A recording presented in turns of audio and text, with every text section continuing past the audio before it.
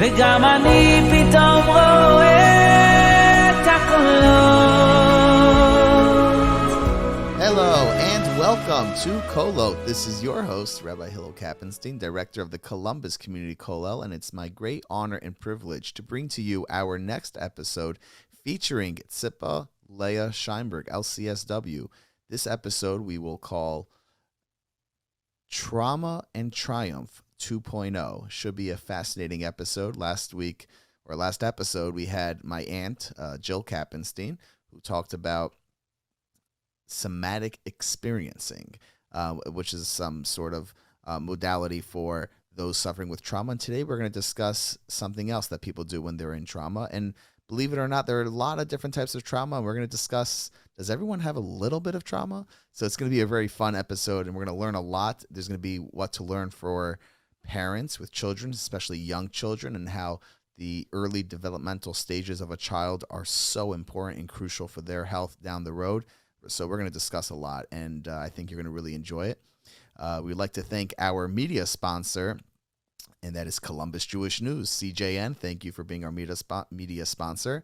And we're also going to dedicate this episode to Zipa Leah's father-in-law, and I have to share with you that that is my great uncle, Harav Meir Scheinberg, Zecher Tzarak Livracha, Meir ben Shmuel.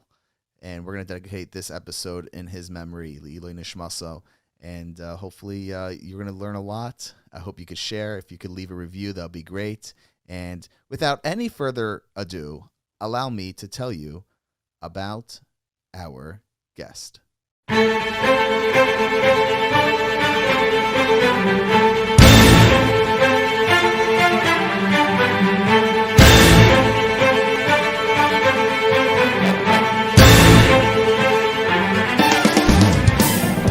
Zipa Leah Scheinberg is a registered, licensed clinical social worker, certified EMDR therapist, EMDR approved consultant, and certified clinical trauma professional. She specializes in providing individual therapy for women who struggle with developmental and relational trauma, grief, and dissociation. She utilizes an evidence-based technique called eye movement desensitization and reprocessing, as well as an extensive training in mindfulness-based self-compassion, ego state work, attachment repair work, and some other things that are a little hard for me to pronounce. But without any further ado, welcome Zipa Leah to Kolot. Thank you so much for joining us. It's such an honor to be here. So I want to know if you could tell us a little bit about your background, how you got into this field, and what exactly is it that you specialize in? Okay. So I don't think you know this about me, but my father was a Holocaust survivor. Mm-hmm. So I'm the youngest of a big family, and it's unusual for somebody my age to actually be a child of survivors. Usually they're grandchildren or great-grandchildren. Mm-hmm. So just to kind of give you perspective, my father was in Bergen-Belsen. The next door bunker was Anne Frank. So like just kind of putting it in context. After he survived, the British liberated Bergen-Belsen, he moved to England. He lost most of his, he lost his father. And he moved to England and he married and settled down there. As a child growing up, somebody once asked me, like, when were you introduced to the Holocaust? There was no formal introduction. The Holocaust was just in the air. Like, it was just part of the Avira, the way that the house ran. And as a very young child, I was very interested about trauma and post-traumatic growth almost immediately, trying just to explain some of the successes I saw and also some of the other things that I was seeing. Okay, so can we ask you for, I guess, the clinical definition of trauma and maybe explain it in a way for simple folks like us, like me, could understand it, not necessarily with all the sophisticated background that you learn in school, but, some sort of like benchmark how to understand what is trauma. Sure. So let's talk about 3 different types of trauma, right? There's acute trauma, which is critical single incident trauma. God forbid, a school shooting, a tsunami, being attacked by a bear, being stuck in an elevator for 48 hours without food or drink, right? A single incident critical trauma. There is chronic trauma, which is when people grow up with not enough of what they need consistently. And there's usually neglect is involved with that, where their basic needs are not met. Again, food, water, safety, basic protection and limit, it's not set. And then there's complex trauma, which is chronic plus acute. And So what's the name of the third? complex, right? So complex Okay. trauma is when you have like a childhood. Pun intended. Okay. Exactly. It's when you have this very difficult childhood plus some critical incidents that were not taken care of. Wow. Okay. So incidental, chronic, and the two together are the three different types. Is it fair to say that everyone's had some sort of incidental trauma? Is that a fair statement? It's really tricky. The word trauma. You know what? And I'm going to tell you why I asked that question. Yeah. I referenced this in our last episode, and I'll reference it again now because to me it was a mind-blowing statement that ever since I heard, I've been saying over a lot. One of our early episodes was with a friend, really a Rebbe of mine. I just have become such a Talmud of listening to all his stuff, is Rabbi Y.Y. Jacobson. And we were talking about people fighting and machlokas and what could happen when there's these types of things. And he said, sometimes when he sees people fighting, he feels like telling them, brother, you're not fighting. Your traumas are fighting with each other. And like now, like when I think about it, like, yeah, this person is ultra sensitive because something must have happened to him, and et cetera, et cetera, et cetera. Now, I don't know if he was, he's exaggerating or not, but I guess that kind of made me want to ask you, so does everyone have a little bit of trauma? So let me put it to you this way, because Rabbi Jacobson really, so often I send clients to him for chizuk. He's such a resource. Let's put it this way. Let's say you're cooking in your kitchen, right? And you're cooking, you're stirring some eggs, you're making something, and all of a sudden your oven kind of blows up. Mm-hmm. Okay, so you grab the fire extinguisher and you get it out. That's not trauma. That's a difficult moment. Okay. If God forbid there's a child standing there and a child gets hurt, right? The memory and the episode of a child getting hurt is stored in a different part of the brain than a difficult moment. Mm-hmm. So traumas are stored in the amygdala of the brain, the base of the brain, and difficult moments are stored in the prefrontal cortex. And this is a huge piece to understand because people can have a lot of difficult moments, but not necessarily as trauma. Trauma is when there's an existential threat to the nervous system, whether physical or spiritual. And children who don't necessarily have the maturity to realize this is, this doesn't happen every day. This is, we'll get past this and we'll have precautions so it doesn't happen again. They don't have that, intellectual capacity. So they therefore store it in their brain as something that could be lasting for much longer. Is that basically how it is? Well, interesting. I've seen young children who've, survived, let's say, near drownings or something like that, right? Those are what we're calling those critical single incidence trauma. They very often can really, with a little bit of EMDR work, they can come right back. With adults, right, that something happens to a child very often is a trauma stored in the brain. Mm-hmm. What happens when it's stored? Does it collect interest? Yes. What a great way to put it. Yes, absolutely. It absolutely does collect interest, and it really starts to impact. Let me give you a couple of examples, right? So people come into my office very often, let's say, with anxiety around a subject. For example, they're terrified of dogs. They're frightened of bridges. They're frightened of elevators, right? These single, but it impacts everybody around them. EMDR really helps, without too much talking about it, really helps us go into the amygdala of the brain and help reprocess it, that it becomes, a person starts to feel safer and better again. It starts to resolve the phobia and the fear, not fix it or rescue. Okay.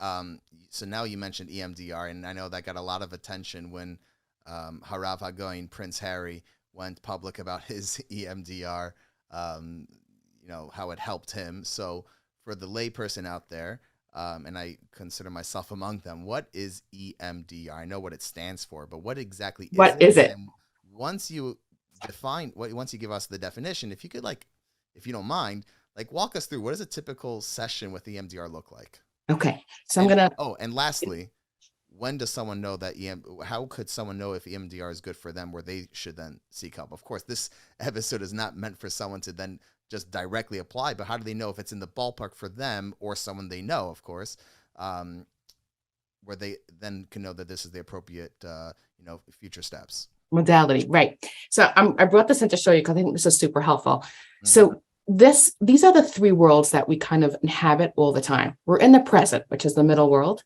but we all understand that the past deeply impacts the way that we see the present. With me so far, do you agree on that one? So far, so good. So far, so good. So the past deeply impacts it. Therefore, when you have something in your present that you've read your self-help books, you've talked it out with a friend or a mentor or your Rav, and you've tried various self-help techniques, and for some reason it doesn't seem to go, that's when thinking about EMDR can be very helpful. Okay. What about the third world? That's the future, I presume? Absolutely. So the third world is, once you've done some EMDR work, it helps you both in your present and in your anticipation of the future. Let's think about anxiety for a second, right? Mm-hmm. When somebody's anxious, what does that actually mean? It means that they usually imagine that they can't cope with a threat, and the threat is usually much bigger than it really is. That's the amygdala talking. That's that interest that you talked about. That's the amygdala talking, right? So when the memories are stored in the amygdala, we understand from EMDR that we're looking in the past for something that's really created this turmoil, this fear, and we target that in a session. And then we target, how would you feel in the future? So let's take a dog bite, for example, right? Somebody comes in, they're terrified of dogs, and they're moving to a new neighborhood, and there's dogs all over, right? Mm-hmm. We target the old memories of them being frightened. And then once that's cleared, we start to target the future. What would you like to look like when you're walking around with lots of dogs? I'd like to be pretty chill. And we kind of install that in the prefrontal cortex. Okay. What does EMDR therapy look like? What does the I don't get a $500 bill after this, but what does the patient, the client, and the therapist, what does that conversation look like? Because, I'm sure most people are familiar with the typical CBT, where they have a false belief, and that's what's dictating what they do and think and feel, etc. But EMDR is a little more sophisticated. Yeah. So if you could walk us through what that actually looks like in real time. Sure. And I also want to say, it is so sophisticated at this point, studying for years to be a certified therapist, and then more years and teaching EMDR to be a certified consultant, right? Mm-hmm. I deal a lot of anxiety and PTSD, but a lot of complex PTSD where it gets much more tricky. Mm-hmm. But let's talk about COVID for a minute, because that's really where so much of EMDR really kind of, and I'll get back to Prince Harry, don't worry. But I saw, right, let's think about COVID. Doctors and nurses, they were trained to treat, they were trained to help. Understaffed, terrified, not knowing what to do, right? So many of the medical personnel really wanted to quit their job, and they came out with PTSD. We went into hospitals and did some EMDR sessions where they remembered that first wave of COVID, and they were utterly helpless, right? Not to let it go into the future, but they'll continue to feel hopeless. Like that was then, and this is now type of feeling. And how do you stamp that in your brain? Nice to say, but how do you, how right? So that is a protocol that we do with people, right? It's a very specific protocol, just like a medical protocol, but it's obviously hands off, not hands on. But it's a medical protocol where we are helping people go from the amygdala, really traumatic memory. We help them process all the way through bilateral stimulation, where sometimes we're tapping different sides of our body, sometimes with a light bar, sometimes with tappers. I have them right behind me. But there's a very specific protocol to help bring it to the prefrontal cortex and then to let it go. Okay, so what happens when it comes from the, amygdala? Amygdala. Sounds like a Hebrew word, actually. But, yeah. So what's the as we would say once we're at Hebrew, what's the nafkamina if it's in the what's the practical difference if it's in the amygdala versus the prefrontal cortex? Okay, that is a beautifully formulated question. When it's in the amygdala, it cannot tell time. Wow. It is the most terrifying feeling to live through a flashback, right? So I had nurses coming into the hospital parking lot have a flashback, which is the amygdala holding these shards of memories, like as if a crystal glass is dropped on the floor. You have these shards, right? These shards of memories of patients screaming, patients in pain, and they could do nothing about it. And the memory is intrusive. They don't want it, right? That's the PTSD moment. They don't want it. They're not thinking about it. It comes unbidden. And that's the amygdala not being able to tell time. Once it goes to the prefrontal cortex, we can talk about it. We have smell. We have words. We're able to draw it. It starts to be able to process and go. The body naturally heals. Like Hashem put into the body that we naturally heal. Once it's in the prefrontal cortex, we can talk about it and it can go. Right, because if I'm with my very limited knowledge, the prefrontal cortex is responsible for logical and rational thinking, correct? That's the left side. The left is your logic, but the right is your creativity and your visual, right? Right. So like being able to describe a visual. Right. So, and if it's not in the rational part of the brain, then of course it's timeless because, why not?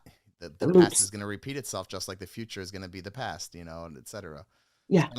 So when we're dreaming where the impossible happens, is that also like the amygdala more focused, or how does that work when we're sleeping? So PTSD dreams, which I wouldn't wish on anybody, right, is a kind of flashback in a dream in a certain REM cycle of sleep, which is usually, sometimes could be a memory repeated, but usually it's a theme of hopelessness, helplessness, and feeling trapped. I want to ask you a question I asked with our last episode on SE, somatic experience. How does that is it like at odds with CBT? And my question, I'll try to make it a little more nuanced. A lot of anxiety that you referenced earlier, anxiety from PTSD. So a lot of anxiety is like, just build tolerance. Like with OCD, keep getting your hands dirty and build tolerance, exposure therapy, et cetera, et cetera, et cetera. Is that can that be helpful with PTSD? Yeah. Specifically think about that trauma, let it boil up. The bubbles it's bubbling inside you, and just keep building tolerance. And then eventually it just that's, you get comfortable with the discomfort. Can that be used here, or this is the exact opposite approach, or are they complementary one to the other? Well, comparing anxiety, there's always anxiety in PTSD, but PTSD is a lot worse, right? We're talking about intrusive thoughts. We're talking about flashbacks where you wouldn't want somebody to be looping in the amygdala if there's a gold standard intervention, World Health Organization, many, organizations. This is the gold standard, like for the VA, for the veterans, this is EMDR's gold standard. We don't let people suffer if we have an intervention, right? So, I'll give you an example, perhaps that might kind of coalesce this together. December 28th, 2019, there was a Muncie stabbing in a shul. Do you remember that? Right. So right before the Samashas, sure. Right. It was right down the block from me. Okay. So I'm part of an organization that we are EMDR therapists that go in to situations like that. And we debrief the first responders, the Hatzalah members and the cops. And we also immediately do what we call RTEP, Recent Traumatic Events Protocol, EMDR, with the people who saw something so traumatic. Wow. Okay. And I remember the pictures was enough to give people trauma. Exactly. Right. So the guy came in, he had a knife, he stabbed 5 people. People were trying to get him, trying to subdue him. There were many, many women and children. The children were terrified. The women, right. You can imagine. So I went, right. So that's what we call critical incident trauma, acute trauma. I went down there and I did some EMDR work with the Hatzalah members who were understandably traumatized and with the people. And we got them down, and EMDR is very number oriented, to what we call a SUDS of 0, meaning the distress came all the way down. This was a terrible incident. It's over. I'm safe now. That was what we were looking to get to. The thing was, good so far? So far, so good. Okay. The thing was that what was a sentence that people were repeating to me over and over again as we were doing the protocol is, they're coming for me. They're coming for me. Okay. Now, as a child of a Holocaust survivor, this started to loop into my personal experience where I was taught they're coming for you. Like I was really taught that, right? There was a safe house, like that, they're coming. And I realized, like, after I finished all this, normally, Baruch Hashem, I'm trained to let it go. I couldn't let it go. It was in my amygdala and it was like looping, right? So I went for my own EMDR 90-minute session on the vicarious trauma of hearing the sentence, which was part of now my identity from my childhood. Interestingly enough, 3 months later, right, COVID hit and I was seeing clients at the time, and we went on Zoom, and what was the sentence that people were saying? I feel like I'm in the Holocaust. I feel like I have to bunker down and hide. And Baruch Hashem, I'd done this EMDR work for myself because I didn't feel that way. I just was able to support people. I was like, okay. And we did some EMDR work around that. So this starts to become a pay it forward type of thing. Wow. On this show, we had Dr. David Lieberman, who also mentioned that, we were talking about the mental health and COVID and how every community community saw a rise in terrible, whether it was abuse or divorce and, whole addiction, opioids, etc. But interestingly enough, he mentioned that the research is now showing that people who had previous mental health struggles did really well over COVID. Yes. I thought fascinating. Yes. It was something. Old clients who'd done some really good work with me, they did so well. Refuah Kodem Lamaka. Yeah. Fascinating. Yeah. Okay, so let's get to Prince Harry. Harry. Okay. What was that all about? I'll let you take it from here. What was the whole thing with the EMDR? So Prince Harry, okay, I'm English. So it's super personal, right? I don't hear it though. Okay. Right, I know the accent went, but you should know that. I get the same because I'm from Atlanta and I don't say Atlanta anymore. Atlanta, right? All right, good. So Prince Harry is personal to anybody English. It's like, oh my gosh, Prince Harry, right? So, I remember taking off. I was 5 when Princess Diana and Prince Charles got married. There was a national holiday. Like they went off. They canceled school. And I remember my father was a Rosh Hashiva, so I snuck into my neighbor who had a television and watched it for hours. This was the big deal. Could you imagine giving off yeshiva because the prince is getting married? If you think about it now, Anyway, so Prince Harry, his mother, thinking about the interview that he did with Oprah, right? The me that you don't see. He talks about being, I think, 11 and 12. Not allowed to have emotions, right? So right there, not allowed to grieve, right? That is not single incident trauma. That is much more than, right? That we're talking about now chronic and complex, not being allowed to grieve, shutting it down, being sent off to boarding school, suck it up. His father said, look, I've had life. I think the phrase was something like, I went through difficulties, so should you, which is a real historical trauma piece. Like you could, if I did it, you can do it. And he says London was a trigger. His mother, I think his words were, my mother was chased to her death as she was dating somebody who wasn't white. And he's like, I'm reliving this. My wife is not this, white like I am. And she's being chased. The journalists are coming after. I can't bear this, right? London became a trigger. The journalists became a trigger. And his family became a trigger as well. I think he was in a couple of years of talk therapy, which does not help with the amygdala.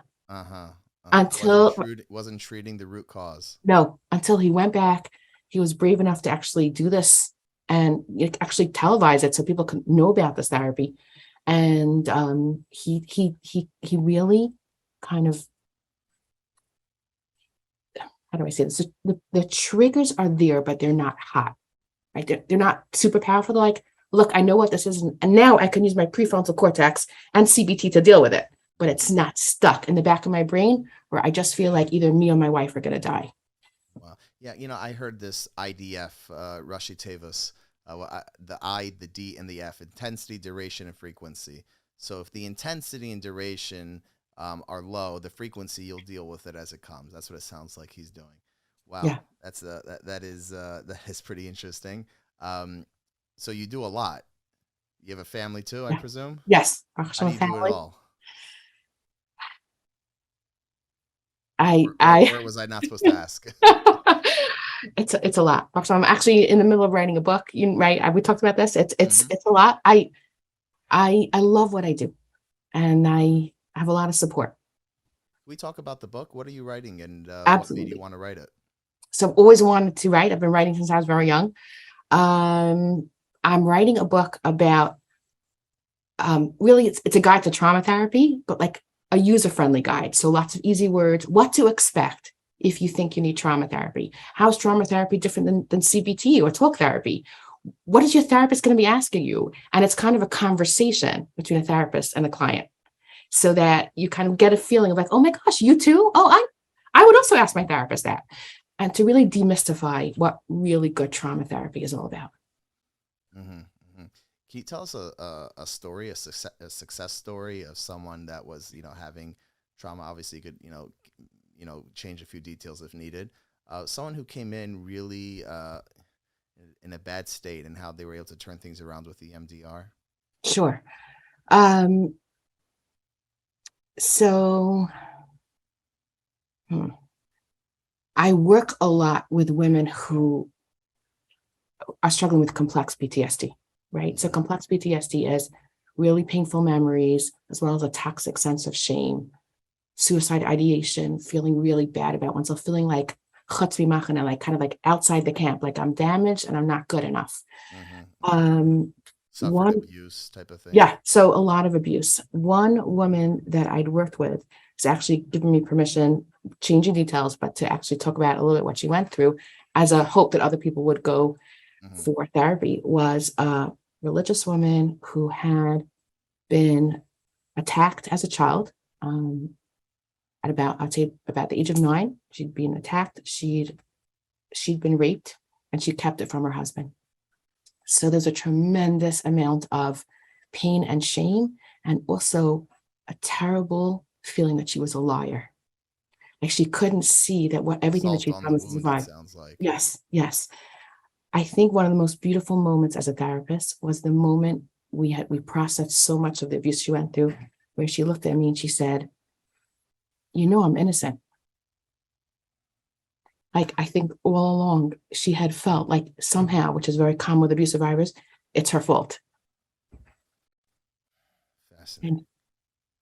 And I think, Wow. I saw her years ago. We keep up every Rosh Hashanah. She gives me a call, and I feel so grateful and privileged that I got to train in this and work with people who reclaim their lives. A lot of people, is that why a lot of, unfortunately, victims of abuse and molestation, they don't come out because they feel they're, to some extent, they're guilty and they don't want to admit? Is that what's I, really I going on? I think that's a tremendous amount of it. Yeah, Why is that? it's something that the perpetrator really can do. It's some of the damage that gets done. It's like it's my fault, right? It's the trauma does not allow the prefrontal cortex to come online. Like, how is this my fault, right? Hmm. It's especially a child who's being hurt by an adult. Adults are good, Hmm. and it can take so many years to get past that. And I actually do a lot of SC as well. So I'm glad that we're kind of piggybacking off it, Sure. because trauma is stored in the body, right? You can't just do, especially with complex PTSD, you need a bunch of modalities. The stuff that you said I can't read, right? The ADP, the attachment work, Hmm. but you really do need body work, and you do need the EMDR work. Wow.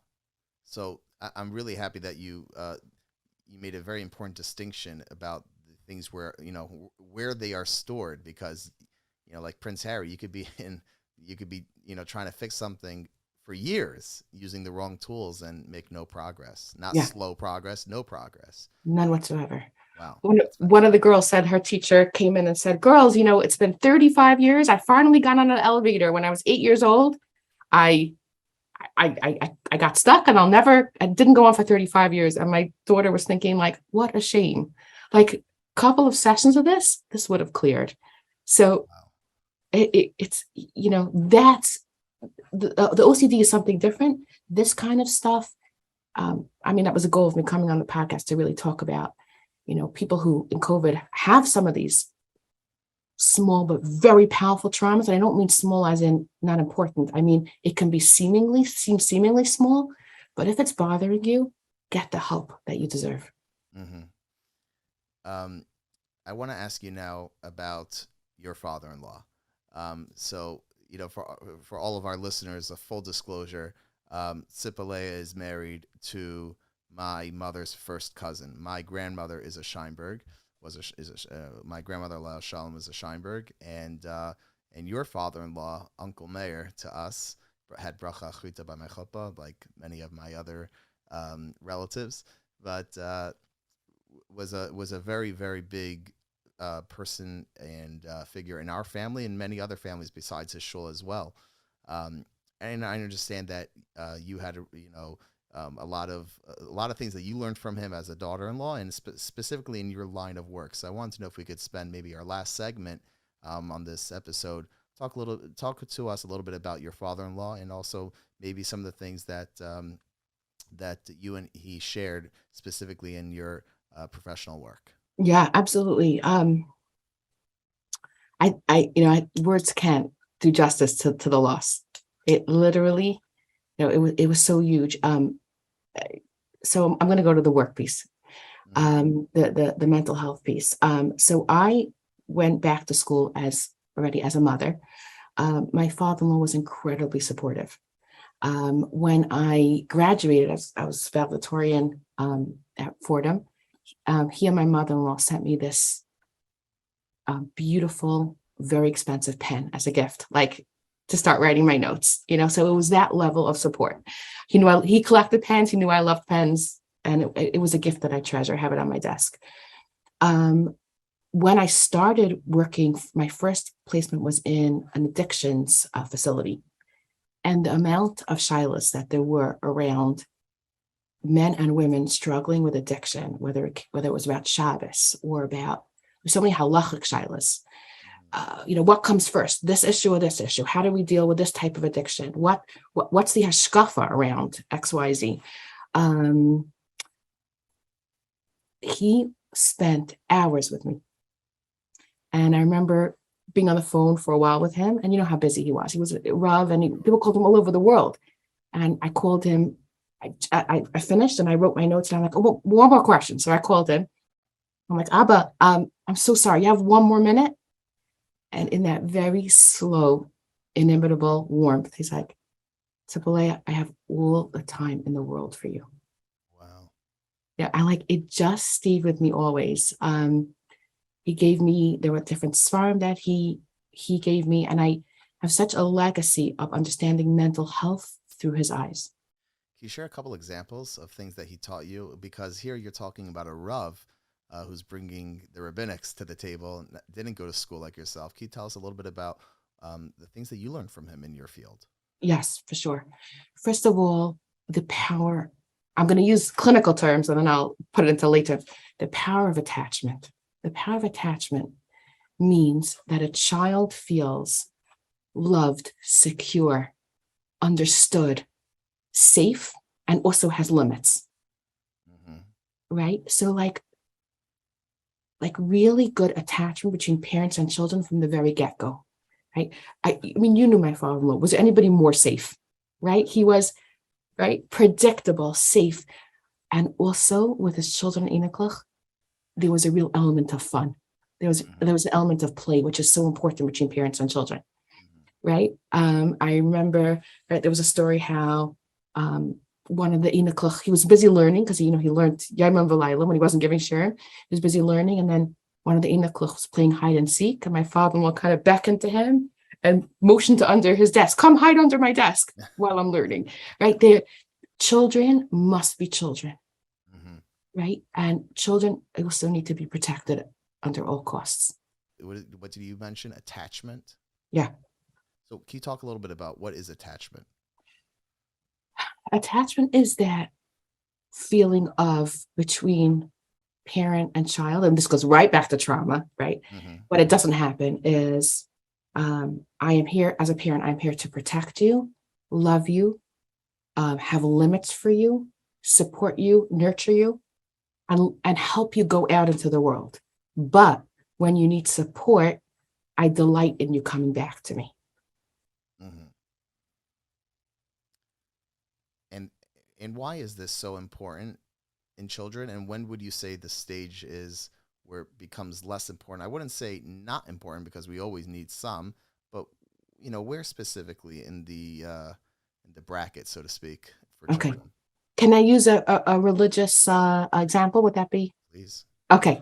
So you know that Rashi where Yosef was going to do an Avera and he saw the Musta Yaikneshel Aviv, Sure, right? He saw sure. his father's image. Wife of Potiphar. This is in Right. Parshas Vayeshev. Sure. Okay. When we have good early attachment, and early attachment is 0 to 18 months. We're talking early, 0 to 5 years. Early attachment, because that is the bedrock of attachment. When we have good attachment with our caregivers, right, we can go out into the world and we carry them with us. Fascinating.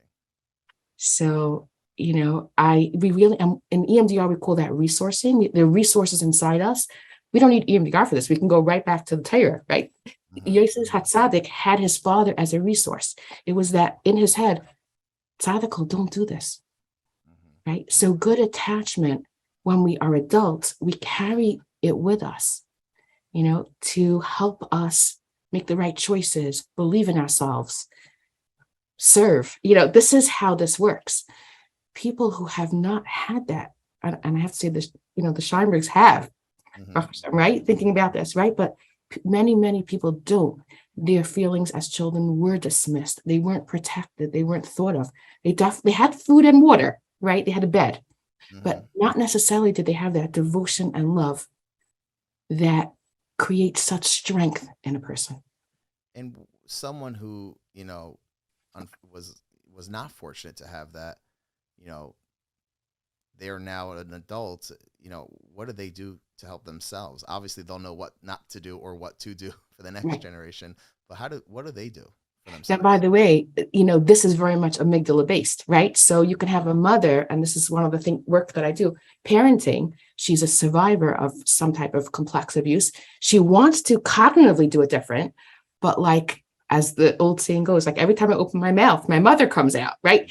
The amygdala, once you get triggered by a child, you find yourself very often saying things that you didn't want to say from your own childhood. It's a very common experience.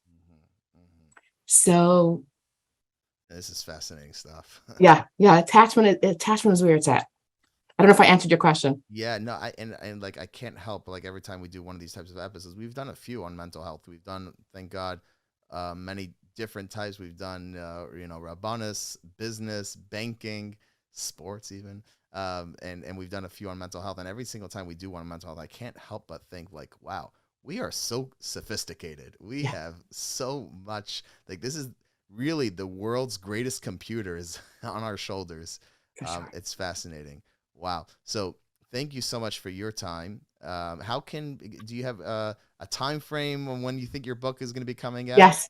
You know what? I just want to go back to the other thing you said about what can people do. There's tremendous hope, right? Creating loving attachments in your adulthood can be very, very healing. And then again, going back to doing SE, EMDR, attachment work with a secure therapist.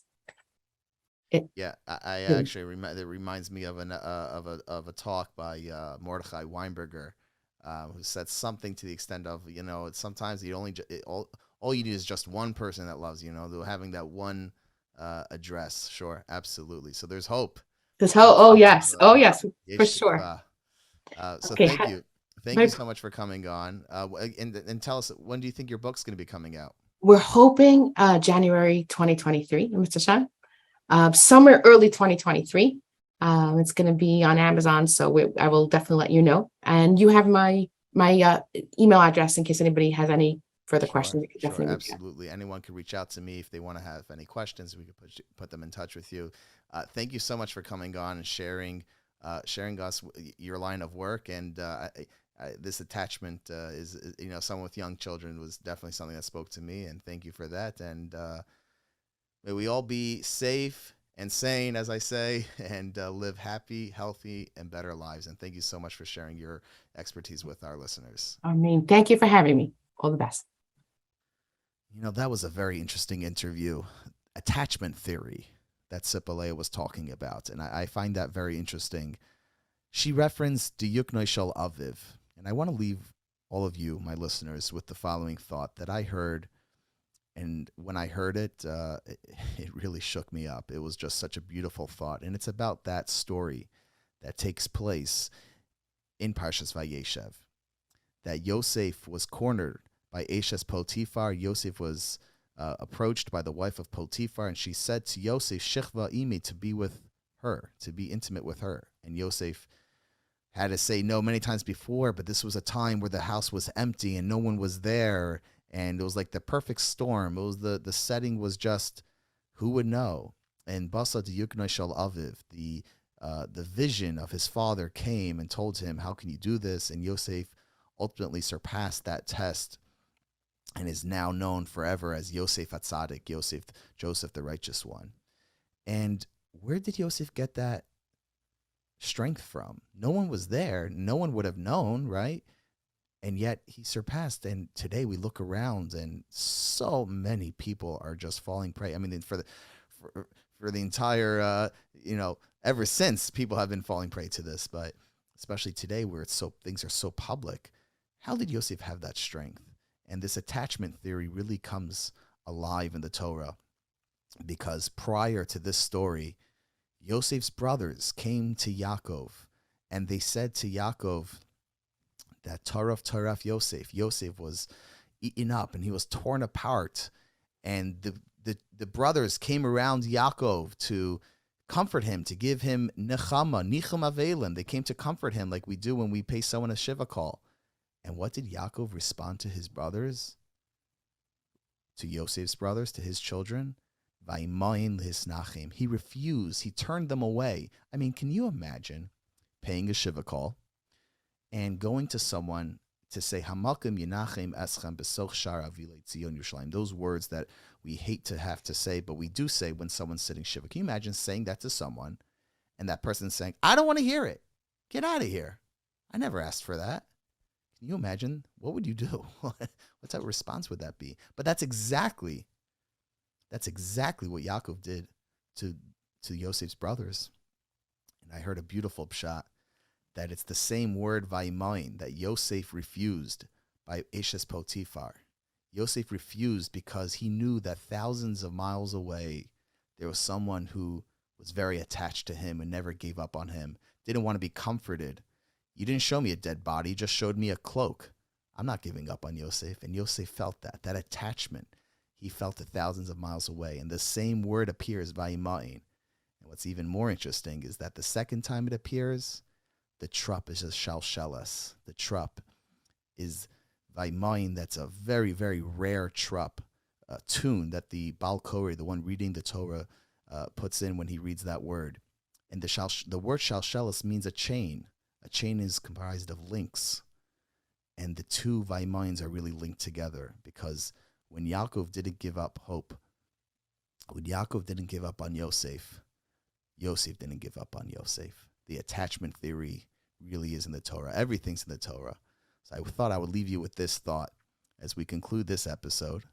Make sure to stay tuned for the next episode. We're going to be featuring Slovi Jungreis Wolf. It's going to be fascinating. We're going to talk about what is a woman in the 21st century. So make sure to tune in. If you could leave us a review, that would be awesome. Very much appreciated. And looking forward to seeing all of you next time. To listen to all Kolot episodes and see upcoming guests, visit kolotpodcast.com. We are also on all podcast players. Type in Kolot on iTunes, Spotify, Google, Stitcher, Podbean, and Amazon. Share with your friends, and please make sure to give us a 5-star review. Kolot is a project of the Columbus Community Kollel, a full-time Jewish learning center in Bexley, staffed with high-caliber Torah scholars. Ever since 1995, boys, girls, men, and women from all backgrounds and affiliations have found many opportunities to connect with Torah and mitzvos at the Kollel. Whether it's a study partner, an engaging lesson, or a program, the Kollel is your one-stop shop for all your Jewish learning. If you want to know how you can benefit from the Kollel, visit thekollel.org. That is TheKollel.org. And forever be inspired.